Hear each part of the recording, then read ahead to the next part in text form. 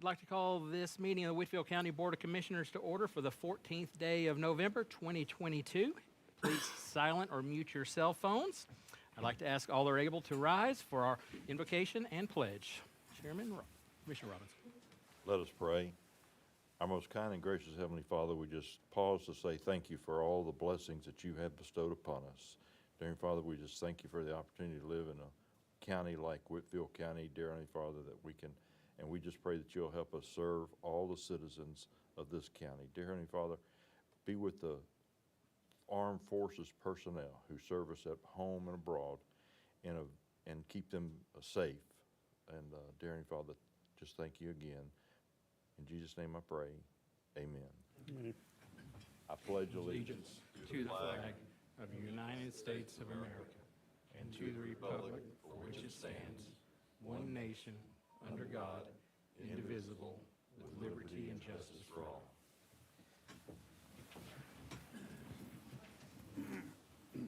Okay. May the record reflect we have 4 commissioners present, and our quorum requirements are met. Commissioner Staten is out of town. We were provided a copy. Is the microphone on okay, guys? Is it broadcasting? The microphone, is it okay?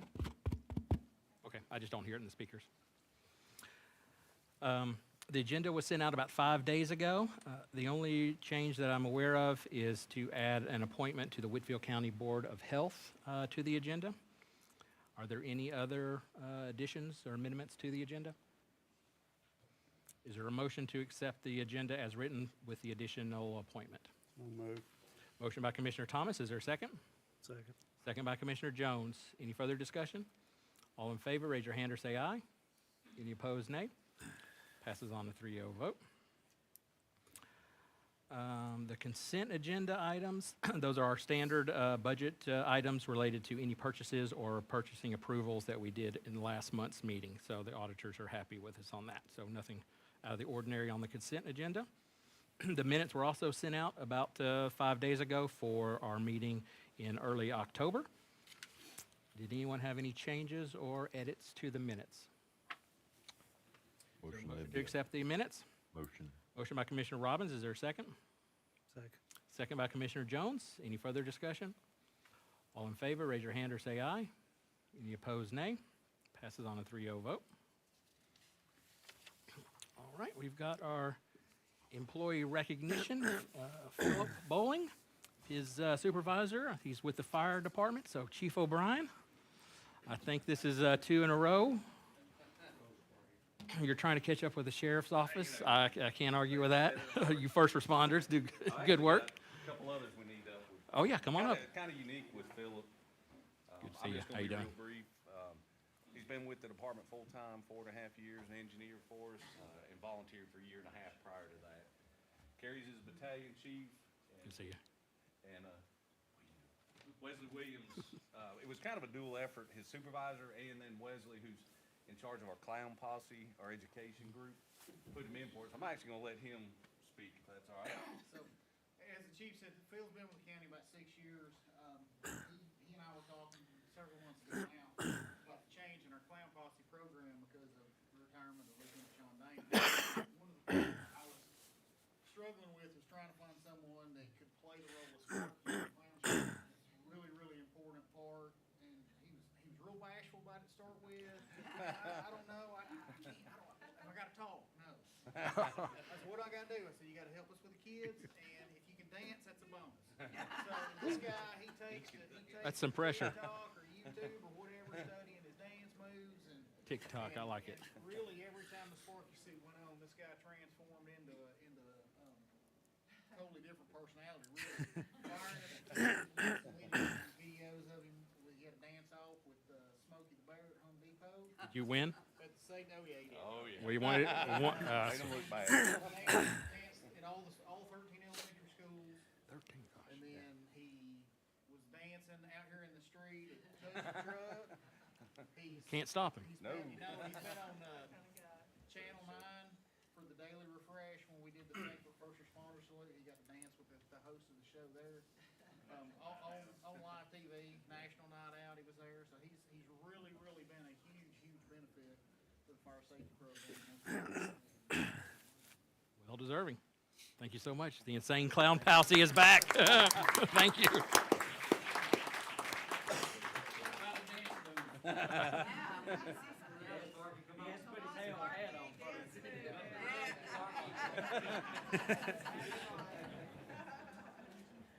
can give him one move?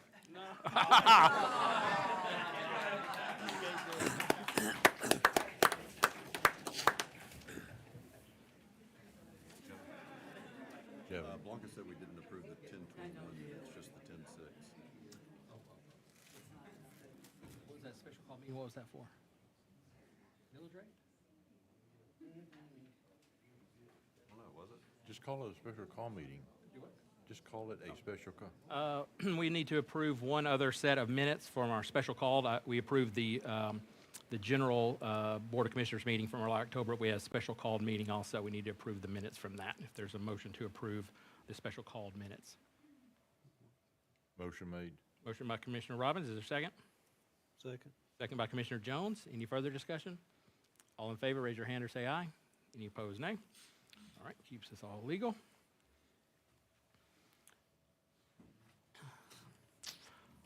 All right, this is a part where we have our presentations, and I always start with our objectives, which are to improve this meeting, always trying to grow our participation both online and in person, trying to modernize our government and increase our employees' engagement, renew our focus on better paying jobs, keep our property taxes low, and improve the teamwork of the city and the county. If you guys don't mind a little personal moment, we always recognize the sports teams. We've had soccer teams make it to the finals, win state championships. We got some football team, at least Dalton, that has gone to the second round of their state tournament. But we don't often overlook some of the other skills that our high schools have. So Northwest High won the regional championship of their drama, which is a one-act play. It's a very intense 55 minutes of getting the setup, performing the play, and getting off the stage, and then competing against other drama departments. And so I remember when those girls were in my living room and doing made-up plays in the first grade, and now they're seniors and they're going to the state champions outside of Warner Robins. So I'm proud of them, and we wish them luck in the state finals this weekend. Our service delivery, we voted on that last month, if you recall that, but it had to go to the other towns and cities, our partners. And so I want to thank, of course, Dalton, Tunnel Hill, Cohutta, Varnell for approving that. We got it down to the Department of Community Affairs at the state in time, and they are reviewing it, but they have granted us an extension through February while they review it. We expect them to approve it before the first of the year, but we met our deadlines and got it all voted and approved and all 26 documents to the state on time back in October, so that was great.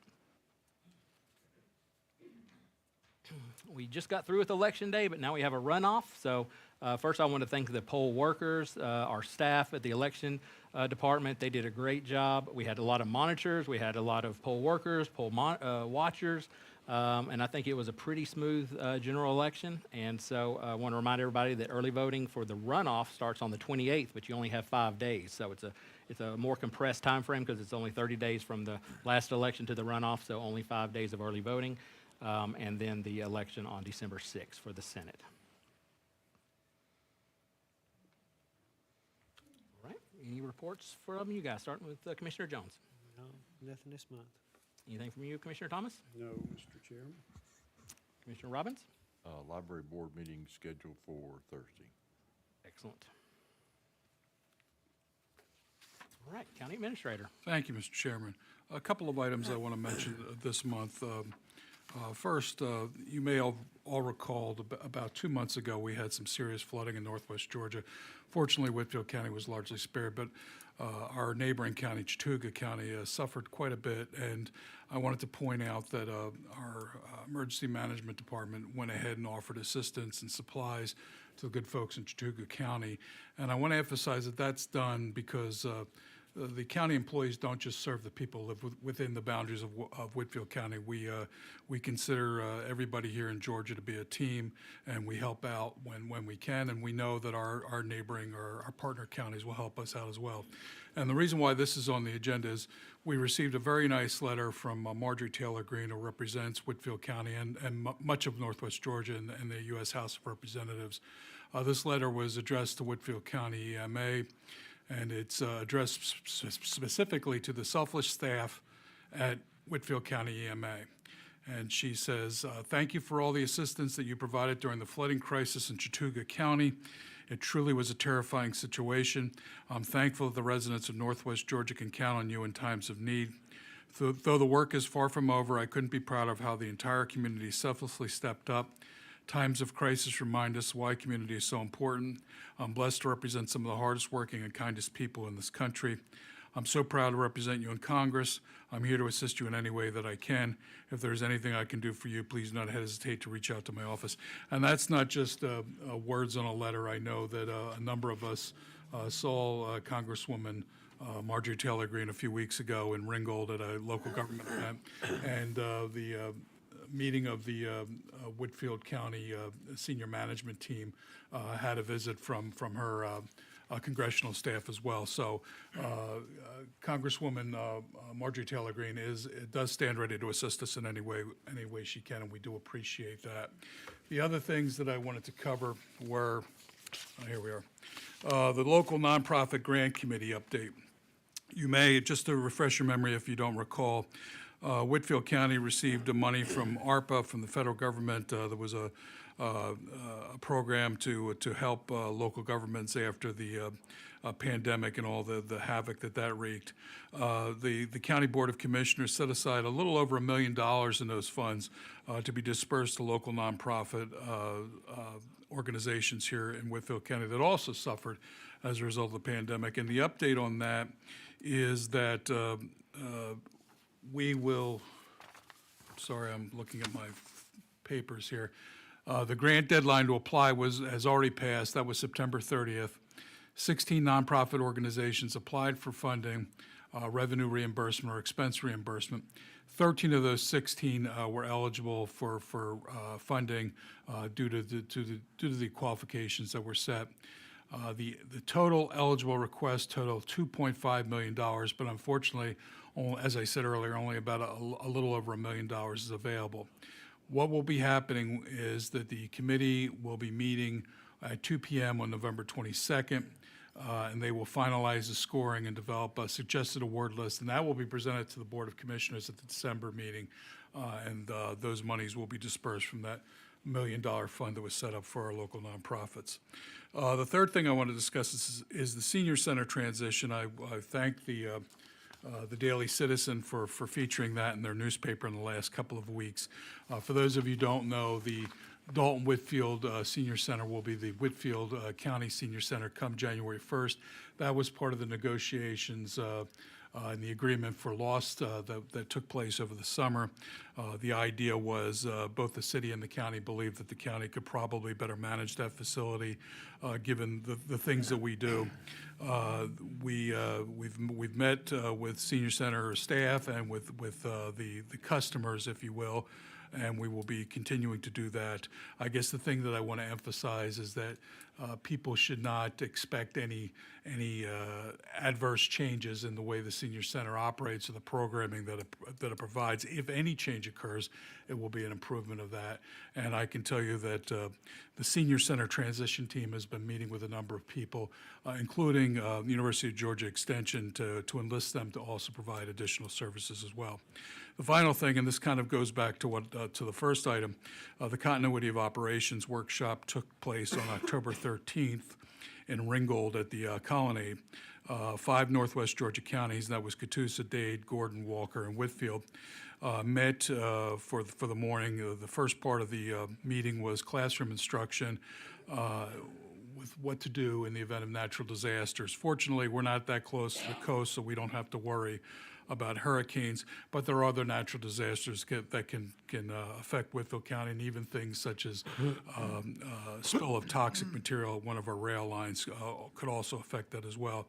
I was very proud of the Whitfield County staff because after the classroom instruction, county personnel and City of Dalton personnel sat down to discuss these common issues to respond to emergencies, because emergencies and natural disasters don't care a bit about whether or not it occurs in the county or in the city boundaries. It's going to affect us all, so it's important that we have a plan and that we work cooperatively with our city partners and other local government partners as well. That's all I have, Mr. Chairman. Thank you. Now for our finance team, present our updated financials.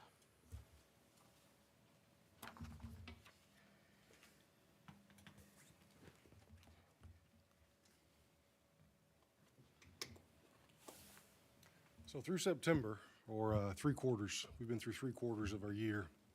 Our local option sales tax is 10.7 million year to date, or 12.5% higher than through the same time frame last year. Our TAVT is at 4 million year to date. That's 3% less than last year through this same time frame. It's still doing strongly, but a little bit less than what we had through this time last year. Year-to-date revenue at 27 million is 5.75% higher than what was budgeted. And our year-to-date expenditures at 38 million are 2.25% higher than budgets and amendments to date. So our revenue there at 27 million, we can see graphically projected is at 25.6 million, and last year's actual at 23.2. And as we have mentioned before, the bulk of that change, or difference rather, is a $3 million ARP funding over last year's revenue. And expenditures at 37, basically 38 million, are projected at 37.1. Inflationary and some other factors. It's not far above what was budgeted through this time frame, but it is somewhat higher. So we still have a projected year-end surplus of around $639,000 at this point. Our revenues being above budgeted and the expenditures slightly below, we wind up with that net of $639,000.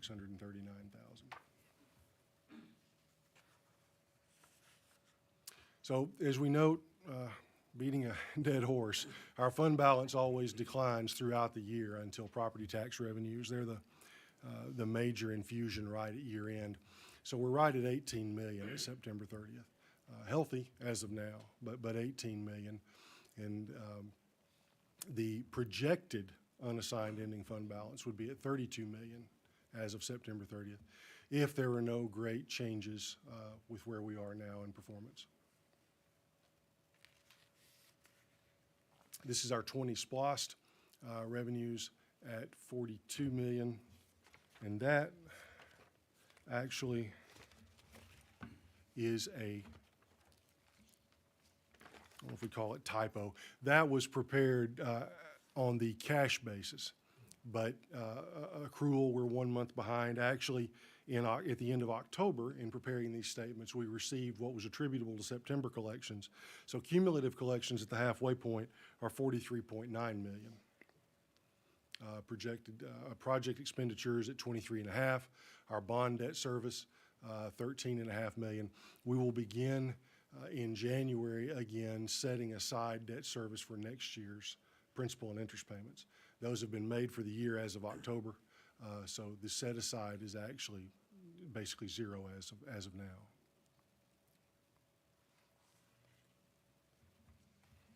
Any questions for our finance director?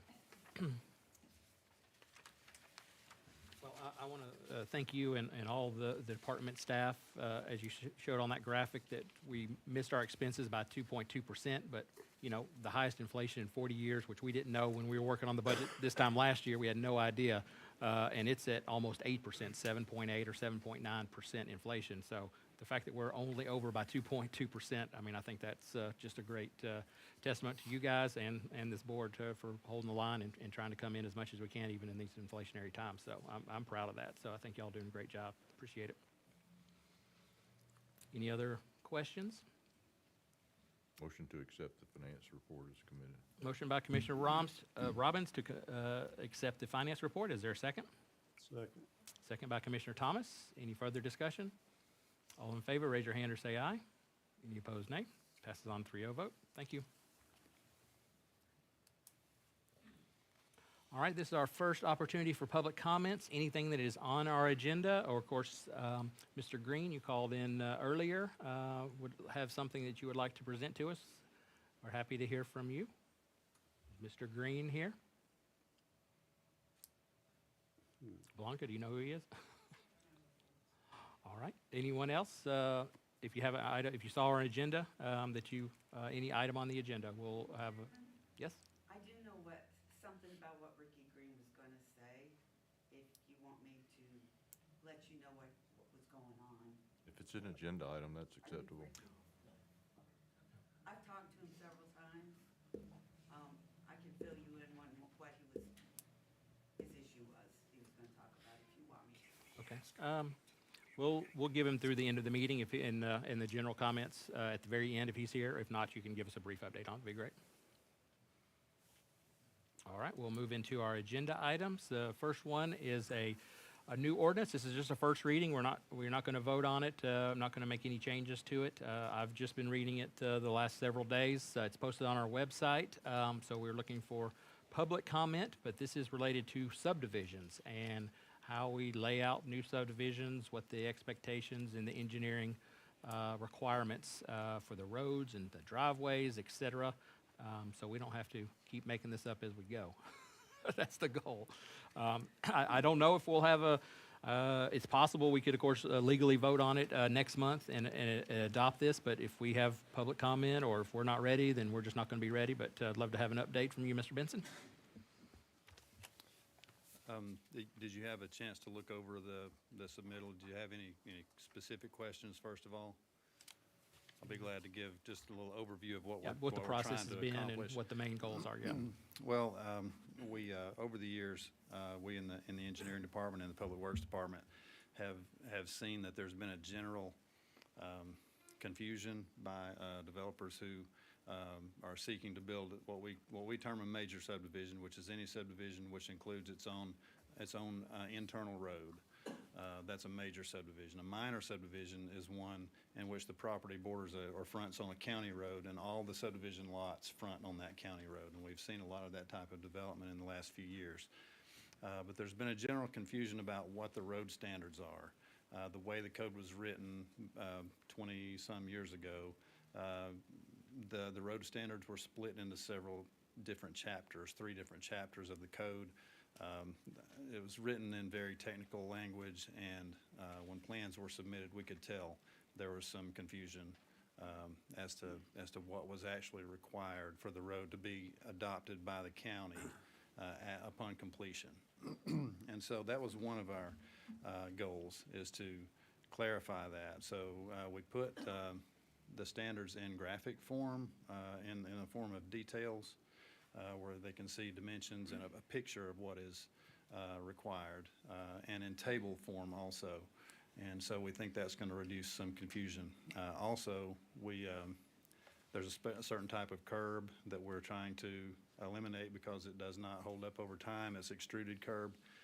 It breaks very easily and then has to be replaced. And once the county accepts the road, then we have to be the ones to replace it. So we want a more durable type of curb and gutter. And so that's also one of the goals. Also, I spoke of the minor subdivisions. Those driveways, the sheer number of driveways that we see entering onto county roads create a hazard for the traveling public. So we are increasing the required spacing of driveways to encourage builders to look at the major subdivision where they're building an internal road within their development to keep the traffic entrances to specified points along the roadway and not have so many driveways entering onto county roads. Those are the basic goals. We also, there's one other thing I wanted to cover. Buildable area on a lot. We are requiring or proposing to require at least 70% of a lot be buildable area. So a developer would have to submit a drawing showing any areas on the lot that are not buildable, such as wetlands or state waters, something that would make it impossible to build, and show in a graphic form or drawing form where they're going to put the house, and show that they have positive drainage away from the house on all sides. Any questions about what you guys have read so far? Not yet. I We- still- If you hear us talk about subdivision regulations, that's what Right. these mean. That's just the technical chapter 13, 14, 15 ordinances, but that's what we collectively call subdivision regulations. Right. And I so we still- I want a still- lot of feedback from I still need everyone. to digest it a little Yeah, bit me too, more me and, too. So that's why I said we may get to it next month, or if we're not ready, then we want to do it right. We want feedback from the public, want feedback from developers, et cetera. And we will get these on the county website for the public to go and. Yep, Rick said he was working on Right, that. and review, yeah. Yep, they should be up there, if not tonight, tomorrow. You can download them and take a look at them. Okay. Yep, thank y'all. Thank you. All right, our next item is the beverage license renewals. You know, normally we have a public hearing for new beverage licenses, but these are just the renewals. So these are people that have had licenses for at least a year, but some cases many, many years, and they have to be renewed every year.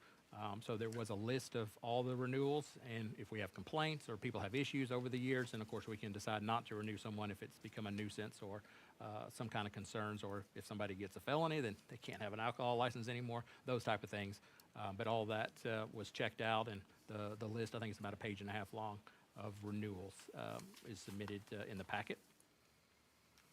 Is there a motion to approve the alcohol licenses for 2023? So moved. Motion by Commissioner Thomas, is there a second? Second. Second by Commissioner Jones. Any further discussion? All in favor, raise your hand or say aye. Any opposed, nay. Passes on a 3-0 vote. All right, getting into some annexation and zoning requests. So this is for the, let's see, City of Varnell.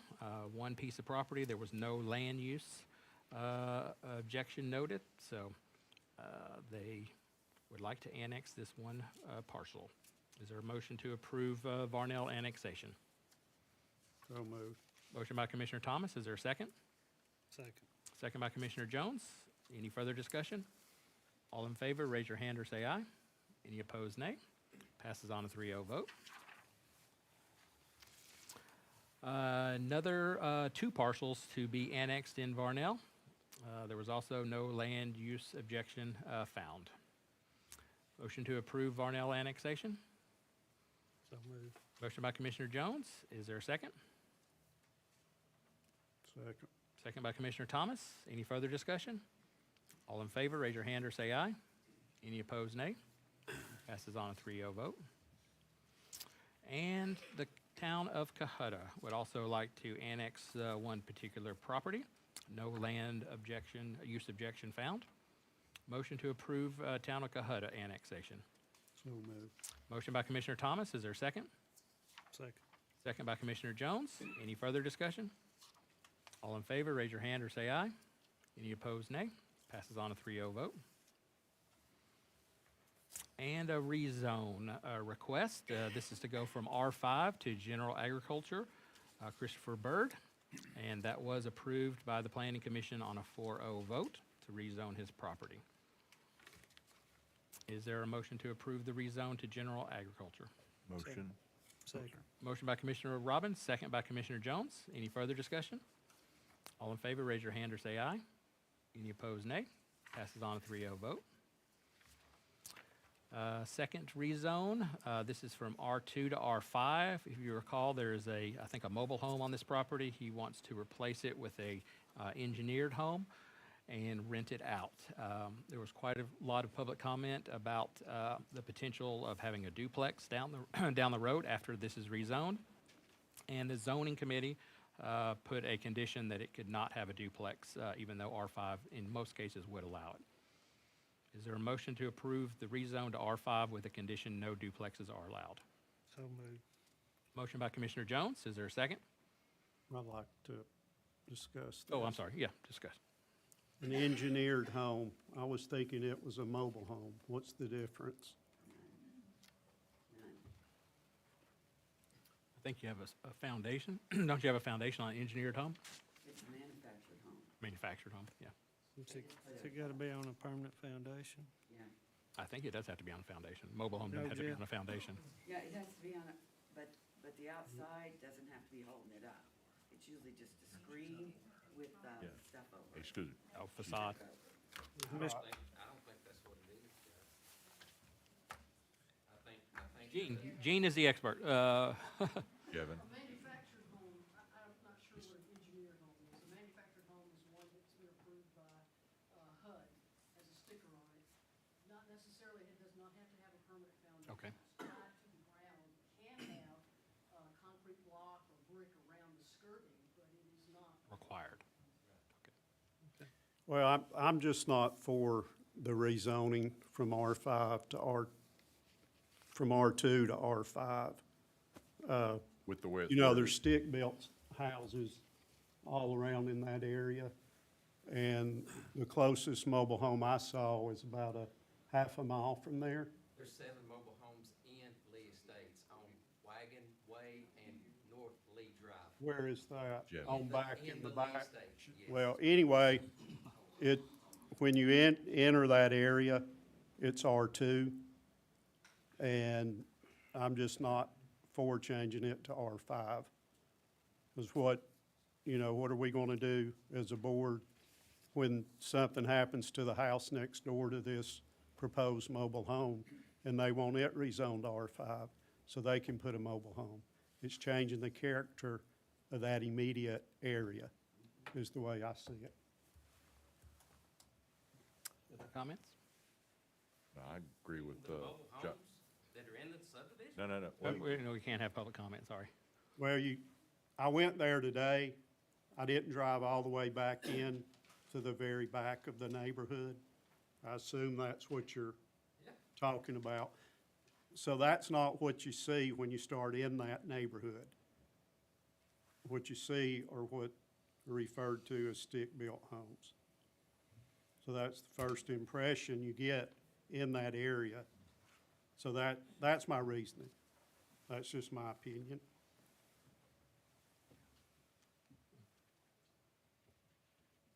So I make a motion to deny the request. Well, let's see, We're got a Greg, motion on the table. Motion without a second. yeah, Greg had a motion. I should have let the discussion first, but he did make the motion, so that's still on the table, but there's no second as of now. He had a motion to approve to R5 with the condition. Is there a second or not? Going once, going twice. That fails. Is there a different motion related to this request? I make a motion to deny the request. Motion by Commissioner Thomas to deny the request. Is there a second?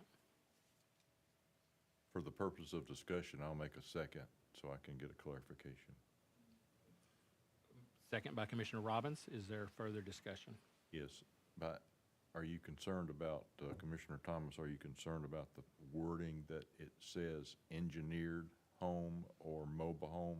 You want to remove that altogether, or is I'd- it? Requesting that the rezoning be denied and not opening it up to R5 right there. Well, R2, you can build a stick home. You don't need to rezone it to build a on-premise stick home, Okay. so. That's the clarification I needed. But there is a mobile home on it today, so we need to be clear No, about that. it's not. It's no longer there. Oh, it's been removed already? Gene, it's already, the mobile home's already been removed? Gene, was the mobile home that was there has been removed? There's nothing on the property now? Okay, thanks for that clarification. Other discussion? The motion is to deny the rezone. If there's no other discussion, all in favor, raise your hand or say aye. To deny? That's 2. Any opposed, say nay. 2-1, that passes, which means the rezone is denied.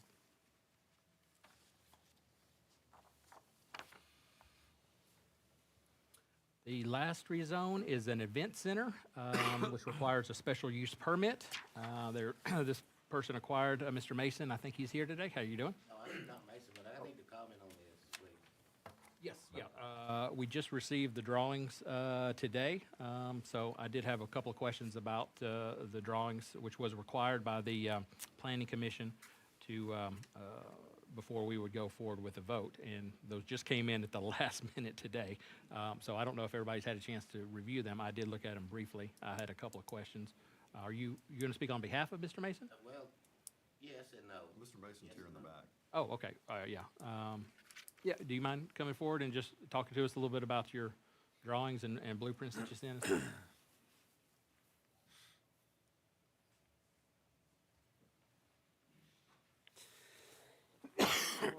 Jimmy Mason, what questions can I help answer, Lisa? The size of it, it looked like it was going to be about 22,000 square feet of your building, or not to exceed, let's say, 22,000 Yeah. square feet? That's what I drew on the drawing, yes, right. That's correct, sir.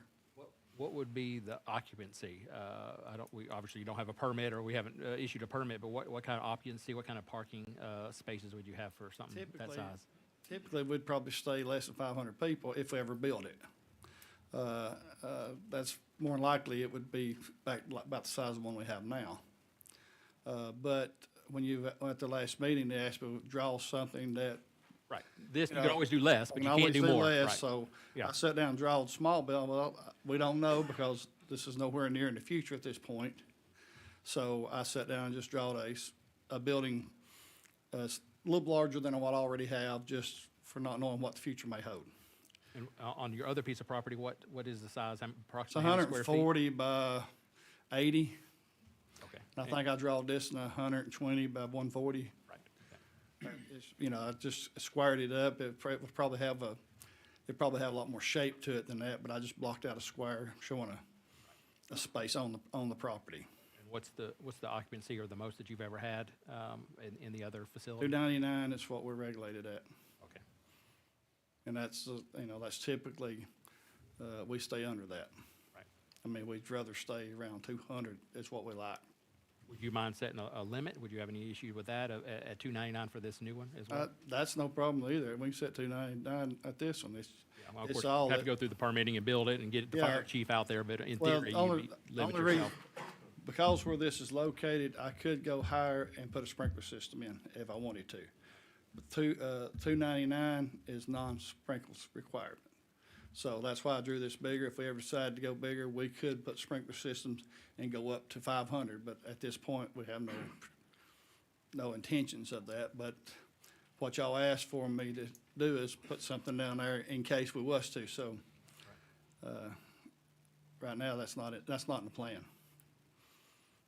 What questions do y'all have looking at it? Are you guys okay with 299 and 500, or either one or the other? I'm good with either one. I mean, he's gonna have to meet the requirements anyway, either way he goes, so. Right, right. Yeah, if I go over 299, I'm required to put sprinkler system in according to building code. Right, which is not inexpensive. Yeah, it ain't cheap either. So to get permitted over 299 would require the sprinkler system. I mean, That's correct. All we need to do is issue the special use permit. And- That's right. And the building codes will Inspectors take dictate- over, Will right. dictate the rest of it. And they do. I make a motion to approve. Motion to approve the special use permit. Is there a second? Second? Second by Commissioner Robbins. Is there any further discussion or questions? We need to hear from the other fellow. Or is that over with? We've Not had a Mr. hearing. Mason. Right. I'll allow your comments. I'm not sure what you want to say, but thank you. I think that's all we have for you. Go ahead. First of all, thank you for taking the time to listen to me tonight. I got this site plan today, and it's got Jean's email on it. She emailed it to me this morning. I can't hardly read it. It's so vague. I don't know if your site plan's more detailed than mine or not. Are y'all holding one piece of paper with no drawing on it, no scale? That's all we got. Well, it's got the dimensions of the buildings, but it doesn't have Yeah. the scale on it, right? And I worked 12 hours today, and just what I could do in my spare time, going by the Whitfield County Code of Ordinance. I couldn't get past Article 4, where it says any preliminary site plan should show scaled boundaries and relationships to the adjoining properties and the easements. Now, what's not showed on this drawing is that to the north and to the west of this property, I've got 22 acres and 4 houses that bear the burden of the dust and the noise that goes to this event center. I came to the last meeting and voiced my objections to it, and at that time, Ethan Calhoun said that he would require a site plan. Now, this is all we got. We got it at the last minute. And this committee cannot rule on this until we have a detailed site plan that is like it lays out in the Code of Ordinance. And people's got time to review it and see how it's going to affect us. That was just in Article 4. If you read on into Article 5, it talks about ingress and egress for commercial buildings. It talks about the buffers, how they should be designed to eliminate nuisances. Now, we're talking about 299 people going to one building, 299 to another.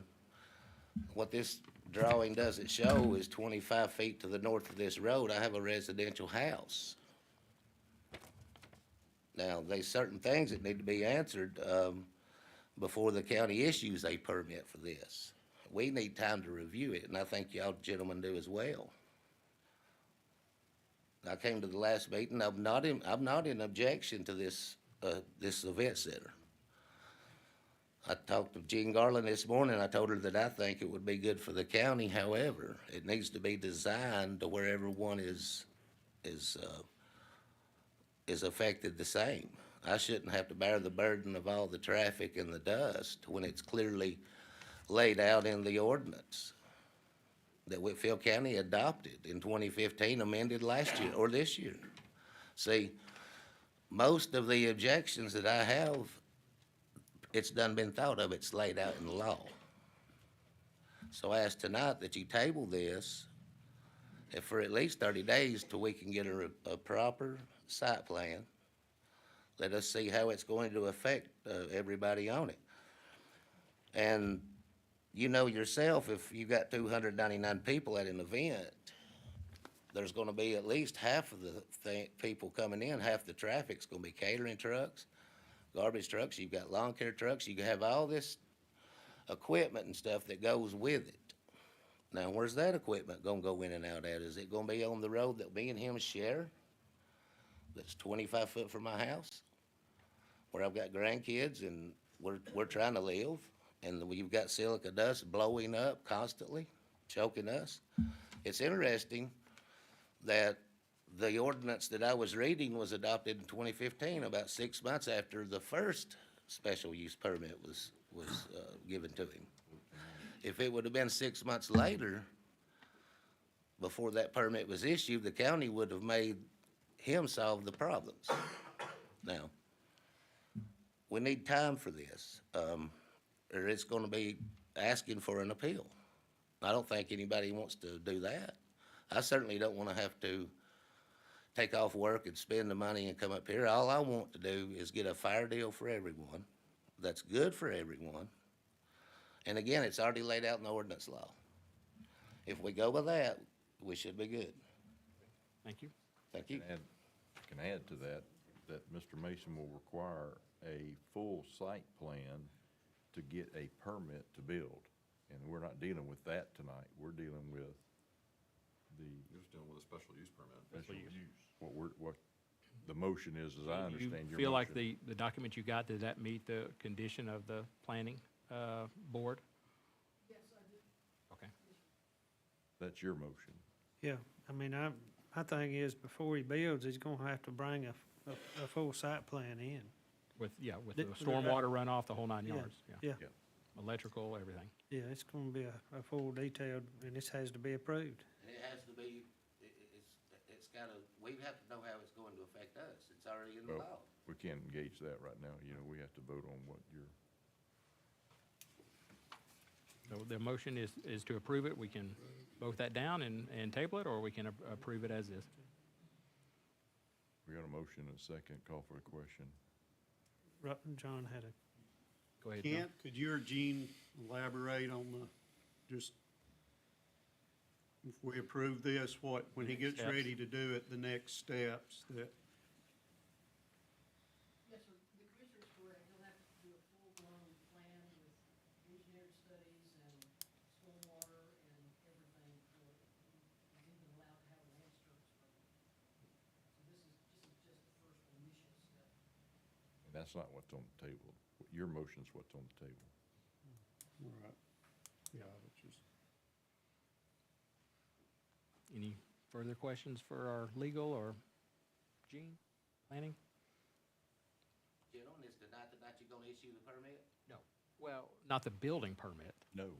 the special use permit. The building permit, he will not be able to turn soil or build anything after this. That's just the next step, if it was approved. All right, we do have a call to questions, so I need to know, all in favor, raise your hand or say aye. Any opposed, nay. Passes on a 3-0 vote.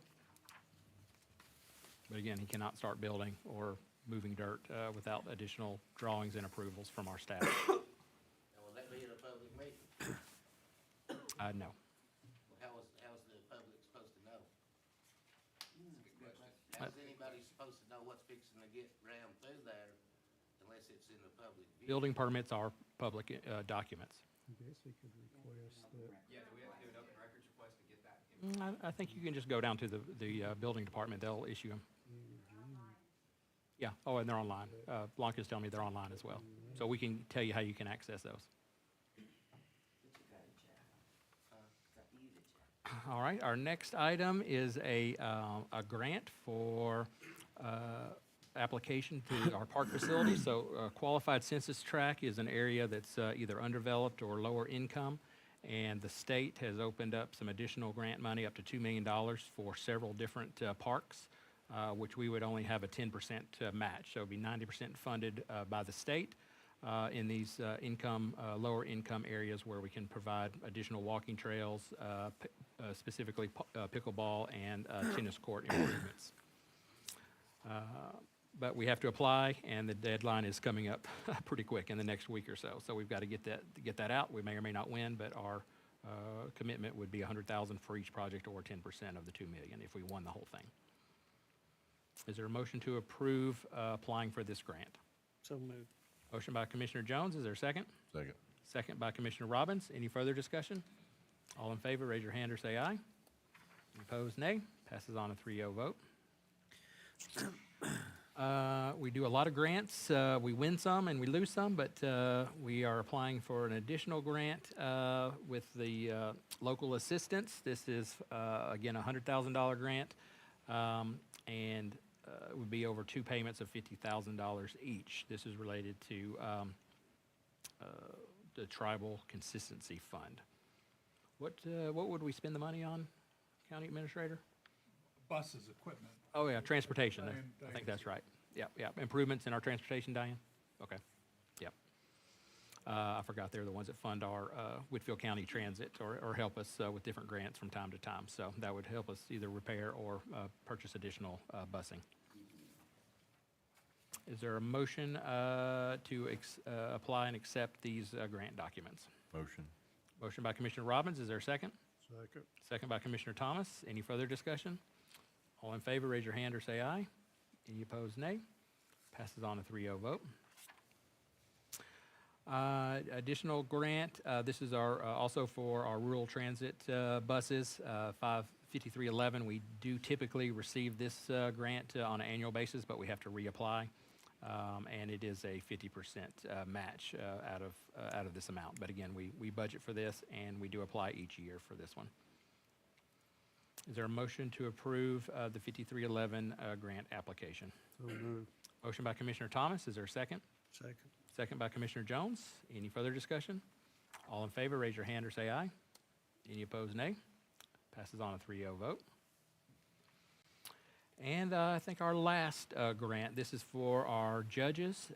It also helps fund attorneys to help clear this backlog that we got from the courts being shut down. Again, this is a state grant It does run for the full year next year, and we can apply for a second year if we win it next year. $239,000. Is there a motion to apply for the judicial grant? So moved. Motion by Commissioner Jones, is there a second? Second. Second by Commissioner Thomas. Any further discussion? All in favor, raise your hand or say aye. Any opposed, nay. Passes on a 3-0 vote. Our mobile command vehicle, I think we actually used that during the flooding emergency, but we definitely used it during COVID, when we were doing COVID testing, COVID vaccinations. It's an older truck, but a new one costs like $1.5 million, so we don't mind repairing it. And I appreciate our EMA director getting some additional quotes and actually bringing our cost down. Our estimate was $50,000 that we had in the budget, but now the final low bid was $41,852. So for a $1.5 million truck, keep it running for a few more years, I think that's a pretty good bargain. Is there a motion to approve those repairs? So moved. Motion by Commissioner Jones, is there a second? Second. Second by Commissioner Thomas. Any further discussion? All in favor, raise your hand or say aye. Any opposed, nay. Passes on a 3-0 vote. And this is our least favorite service agreement on our cell towers. Of course, they're necessary, but extremely expensive with Motorola for our radios that our first responders use. We're part of a whole network that extends up through North Georgia and even into Tennessee. As far as the frequency and the tower repeaters and things like that, there's a 1 and a 3 and a 5-year option. I did speak with our EMA director, and we have at least some small ideas or opportunities we might be able to save some money. He's going to set up a couple of meetings, but this does expire at the end of the year. So I'd like approval for a 3-year agreement. It's only going to be billed once a year. We don't have to pay all 3 years up front, but we think we might have a way to reduce the cost, but as a not-to-exceed renewal of $817,964 over 3 years with Motorola. 817,000.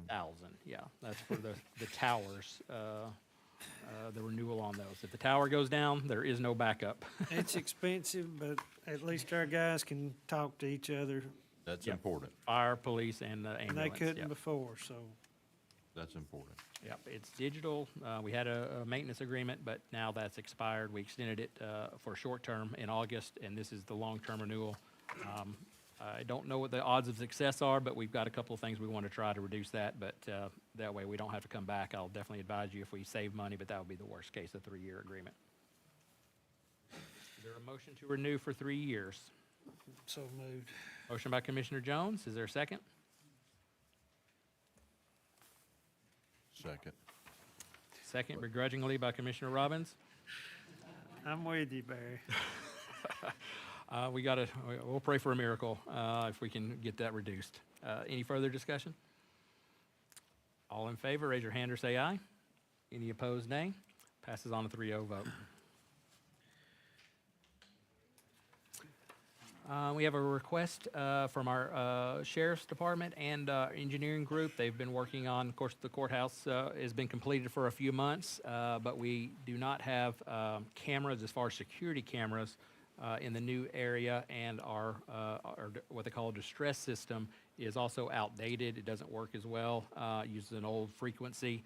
We want to go with a hard-coded system, so if there is suspicious person that comes into the permitting office or the probate judge office and starts making threats, they can, almost like a bank, send a silent alarm and somebody will be alerted and come down there to find out what's going on anywhere in the entire courthouse. So that system doesn't cover the whole courthouse and it's very outdated. So we were about 75,000 under, I believe Kent told me. So that doesn't quite cover the whole 136, but we also have quite a large surplus in the SPLOST fund. So we can cover a little bit more than half of it, and then the rest will come from the SPLOST surplus. But it'll all be charged to SPLOST, if you guys agree. Motion. Motion by Commissioner Robbins. Is there a second? Second. Second by Commissioner Thomas. Any further discussion? All in favor, raise your hand or say aye. Any opposed, nay. Passes on a 3-0 vote. We have funds set aside for economic development. That's not part of our normal annual budget. And these things typically come up where we want to improve or do some work in our Carbondale Park. Of course, we've sold some recent properties down there. We've got some new, one new tenant and one expanded tenant coming in. But the JDA would like some money to clear some trees close to the interstate, which of course has to be done by a very specific certified company. So the cost of that tree removal is $55,000 for this, to kind of clear the way for the expansions. So motion to approve $55,000 out of our Economic Development Fund. So moved. Motion by Commissioner Thomas, is there a second? Second. Second by Commissioner Jones. Any further discussion? All in favor, raise your hand or say aye. Any opposed, nay. Passes on a 3-0 vote. And we have a consulting agreement from a company that's done a lot of work on commercial properties throughout the state of Georgia. They specialize in the state of Georgia. We had a lot of back and forth with our digest earlier this year, and it was pointed out that our commercial needs basically a full audit, which they will provide. They'll also cross-train some of our employees on how to keep this up to date. We've got dedicated people on the commercial digest portion, which is the majority of our actual digest, because we have a lot of plants and commercial property versus residential as far as the dollars are concerned. So this contract for $82,000, I'm sorry, I forgot to put the amount on there. I believe we will get that back in spades, as they say, from the improved digest and the corrections to that. But regardless, we want it right, regardless if it's more money or not, we know we need to audit and get that digest corrected. Is there a motion to approve this consulting agreement? Make a motion. I got a question for Ashley. Is this what you need? It is, yes.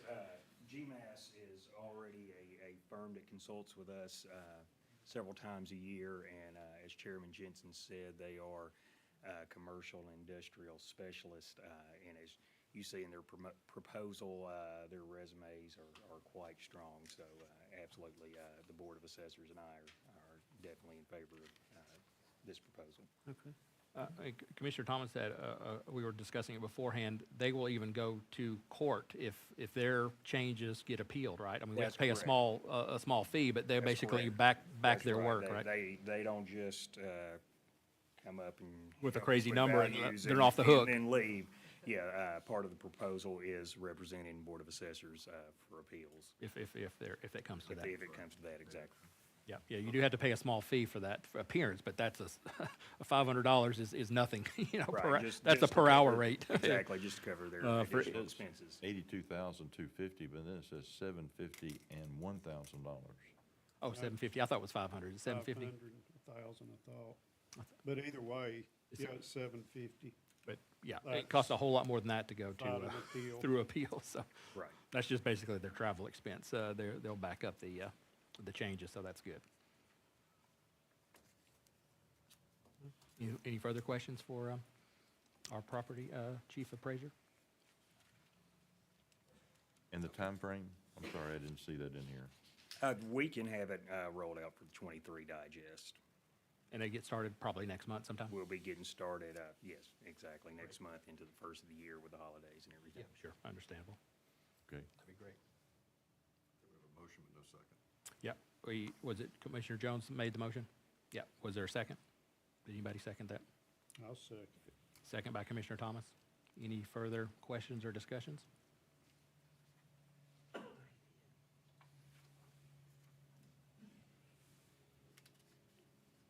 See anything else in there, Barry, you want to ask about? I don't want to rush you. Understand? No. Call for the question. All in favor, raise your hand or say aye. Any opposed, nay. Passes on 3-0 vote. Thank you.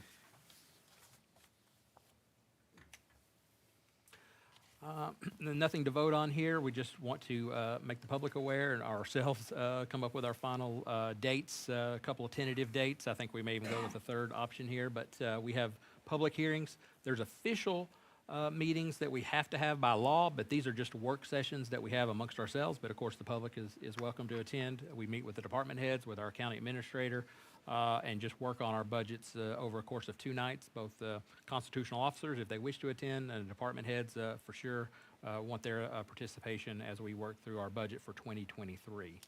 I think we talked a little bit in the beginning of the meeting, the Tuesday, the 29th, and the 30th, if that makes sense, after Thanksgiving.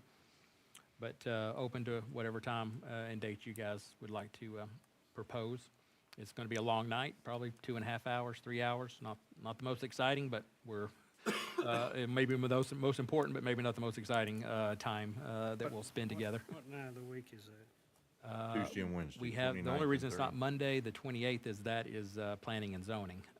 And so it would be the next night Tuesday and the next night Wednesday. Okay. That's after Thanksgiving.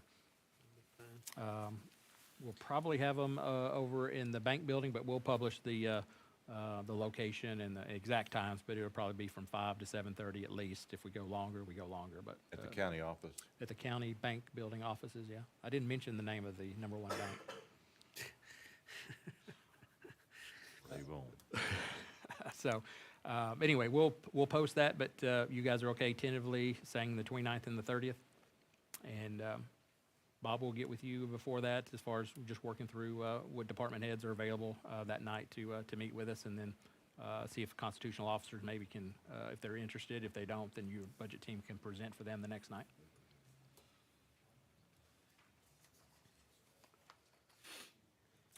And then we had a couple of safety updates I think you've been working on, Mr. Benson. Yes, sir. The one you see there on the screen is the Toonerville intersection, Donville Beaverdale Road coming into Beaverdale, and then Good Hope Road and Boyles Mill.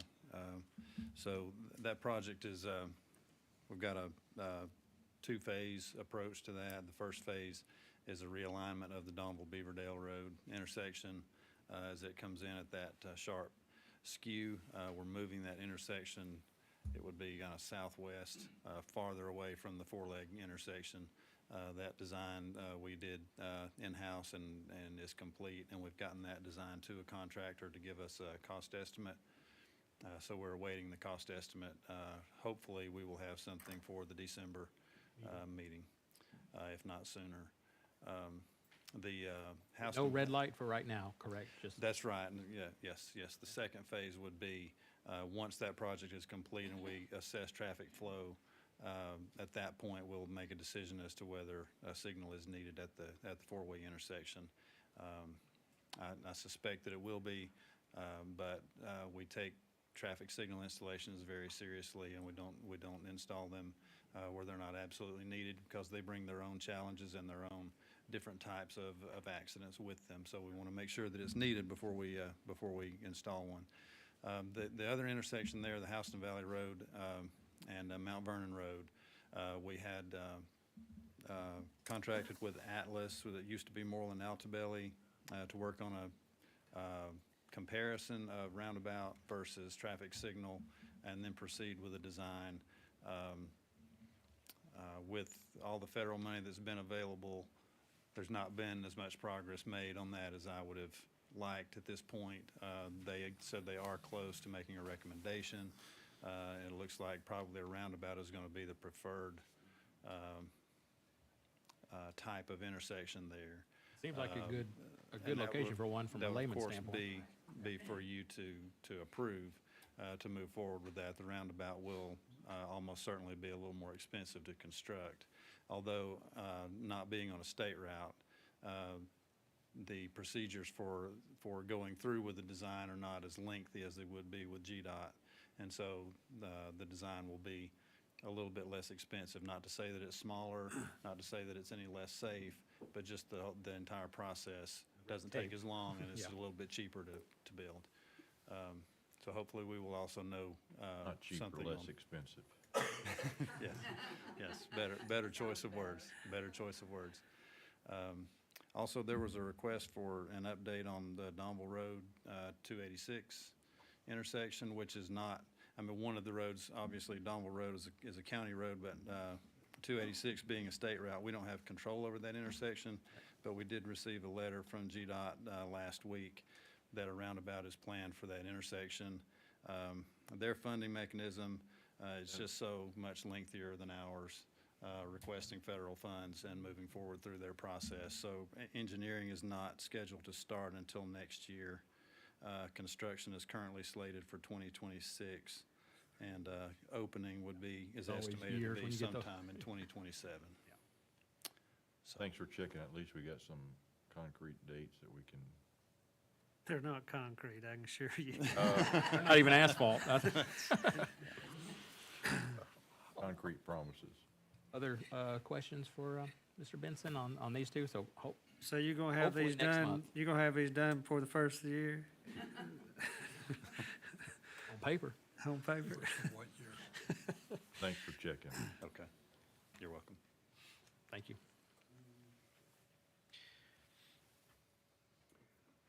All right, we have one other, or I think two other items. We've been searching since the end of June, 1st of July, for a replacement in our public works.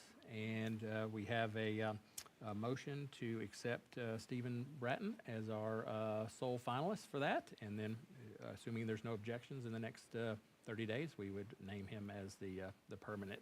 He's been doing it, I guess, for 4 months now as a interim. And he was one of the final two that we interviewed. Any questions or discussion about naming him sole finalist? I thought we was voting on that tonight. I think it must take We have to a vote little on while that? to be official.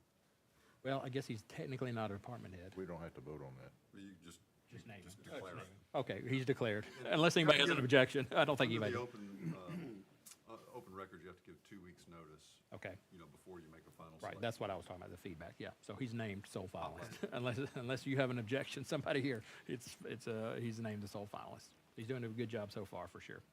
Good trial by fire the last 4 months, dealing with us. And this is the item that we amended the agenda for, to add an appointment for the Whitfield County Department of Health. Bucky Broderick, quite a few of us know him. I spoke with him about this, make sure he was up for it. He's a local pharmacist, and so good medical and background in medical. Motion made. Motion by Commissioner Robbins. Is there a second? Second. Second by Commissioner Thomas. Any further discussion?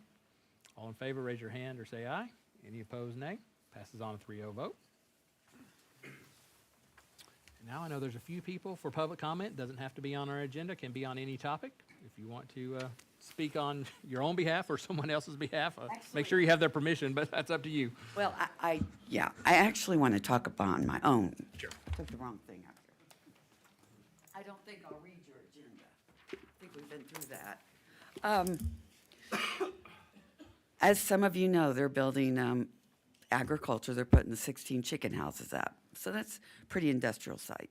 I have no problems with that. It's agriculture. That's what it's supposed to be used for. But many years ago, your predecessors voted to change land that was zoned GA to R5 to accommodate a developer for a subdivision. It was island zoning. It has over 70 homes in it now. Now, where the rural landowner is building, their road runs, and it's it's just not a driveway. This is a serious road. It's right behind these people's houses. And there's going to be traffic coming and going, feed trucks. In 8 to 10 weeks, there's going to be chickens coming and going at night. Now, and that's what they're saying right now, is we're going to have 16 chicken houses. I've talked to the state, and there will be things that these subdivisions will get from this. They get no barriers for noise, light, or smell. The noise, like I said, the driveway is right behind on Derby Drive. These people are going to hear it constantly, and their houses will probably vibrate, I imagine. And the person I talked to said there is no way 16 chicken houses will not smell. Mr. Jones, you have much more than I do. It would definitely have They some will smell. definitely smell, yeah. Yeah. Now, the trucks are different. They come into my farm and I don't even hear them, so. Well, the way this is built, it's going to be hard for them to come and go without bothering those people. And there's going to be a lot of waste. That's why I asked you earlier about the waste issue. I I know a lot of farmers in our area run cattle so that they have pasture to spread their litter on. My grandfather did that. But 16 houses is going to increase that amount by, I can't even begin to imagine how much is going to be. And the land itself, if any of you have been out there, is hilly and steep. So it's not like they're going to be able to spread a lot in that area, which means there's going to be trucks coming and going to pick up the chicken litter. And unfortunately, this poultry farm has already shown they're not good neighbors. For a month, they had machinery working all night and day.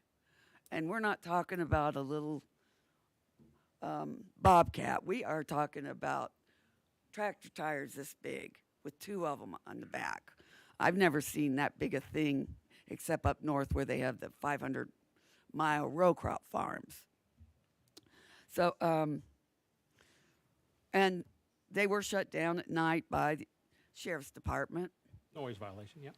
I'm sorry I called because I live over the other hill and I could hear it. So it's within a half a mile of my house. Like I said, they have every right to do that, and I don't have any problem with that. But I am concerned, and this is where this becomes a cautionary tale. Your predecessors agreed to a developer develop this land in the middle of the rural area. And back then, it was very rural. I doubt there were 10 houses within my house, within a mile of my house. And now there's at least 70 just in that area. There's probably 200-300 houses within a mile of this chicken house operation, and it is going to be big. So your predecessors made this decision 25, 30 years ago. Now they're going to create, this has created a problem. They made a vote that affected, it's going to affect those people in that subdivision greatly. The man has every right to do what he's doing. I'm fine with that. But how do you solve this problem for these people who never asked for this? They didn't move out there next to a chicken house. They moved out there expecting to have peace and quiet. They're going to smell, noise, the whole bit. So what I'm getting at, first of all, this problem, something needs to be done, and I'm not smart enough to tell you guys what to do it, but there is a problem. Y'all have made the same mistake that these predecessors did 25 to 30 years ago. You have approved some high-density housing in rural areas. Patterson Farms, Camden Farms.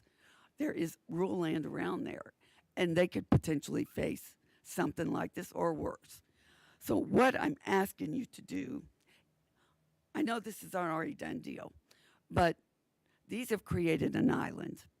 And down the road, your successors are going to have to deal with this very same issue. So how are they going to solve this? Are you guys going to lead the way and try and find a way through for this? Because no one 20 years ago knew this would be a problem. Here it is, based on agriculture and R5, they're not compatible. They shouldn't be compatible. And what you guys have done with Camden Farms and Patterson Farms has put incompatible, which is why we've had the barriers come in, which is why we've had the pods special, all that, because it doesn't fit.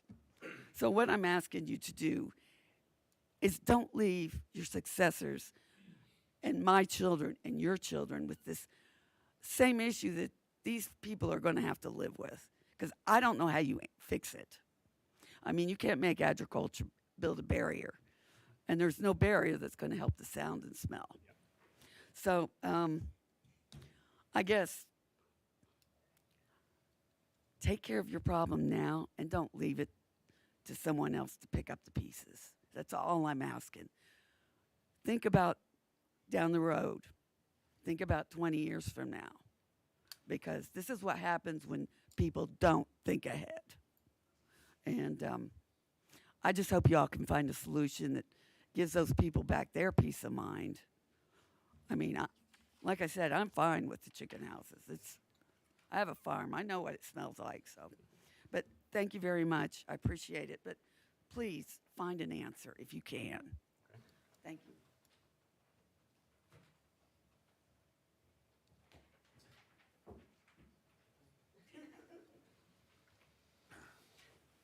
Deborah, if you'll say your name and address for the record. Yes, Deborah Gordon, 1404 Rosewood Circle, Unit 35, Dalton, Georgia. Do you want the zip code?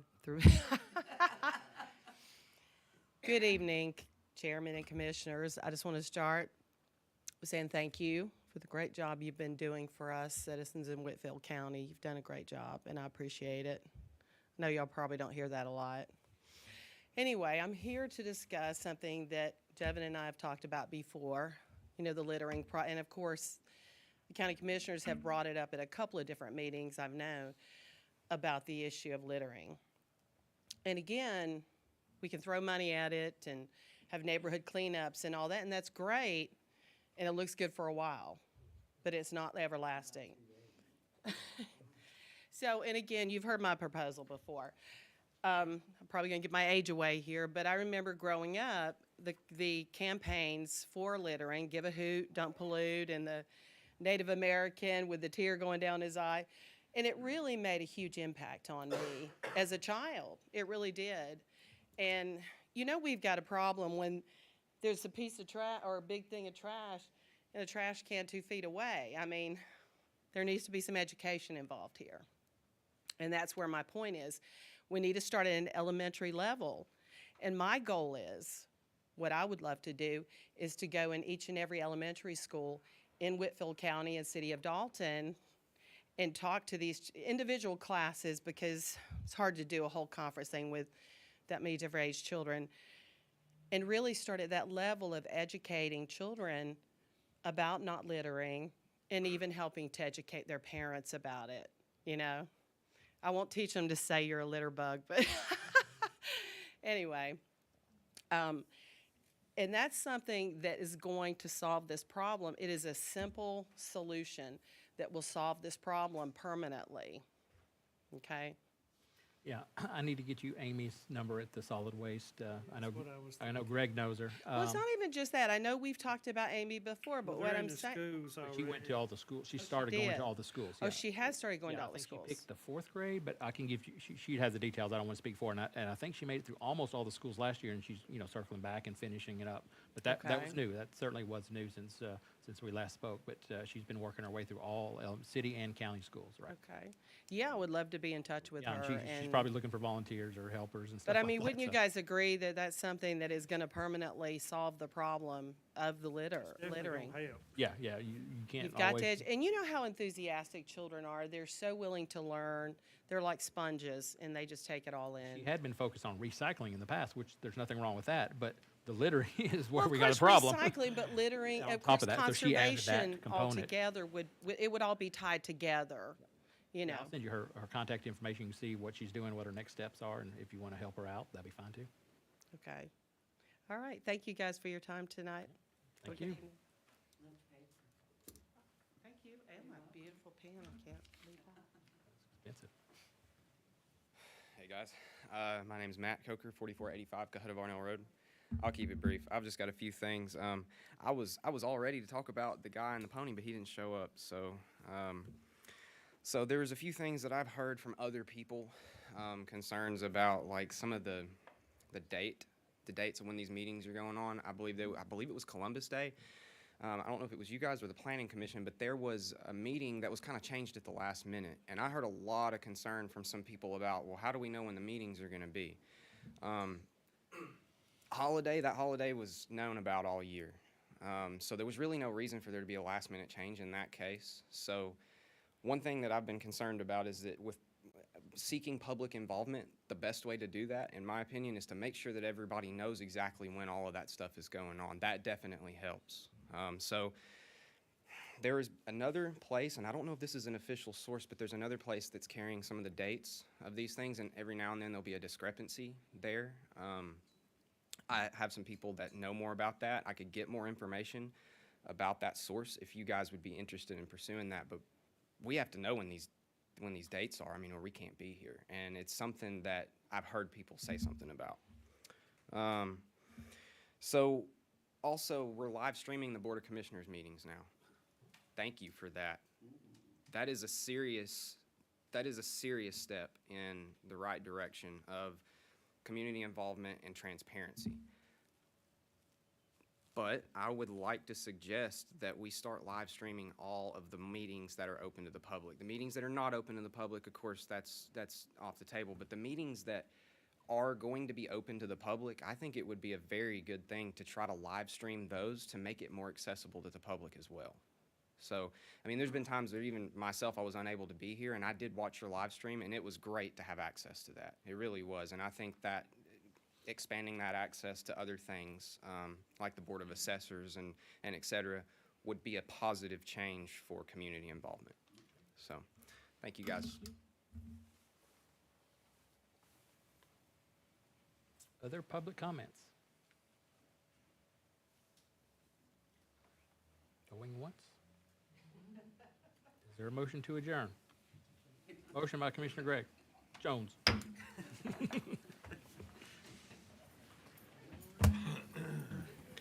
seeing you. You too.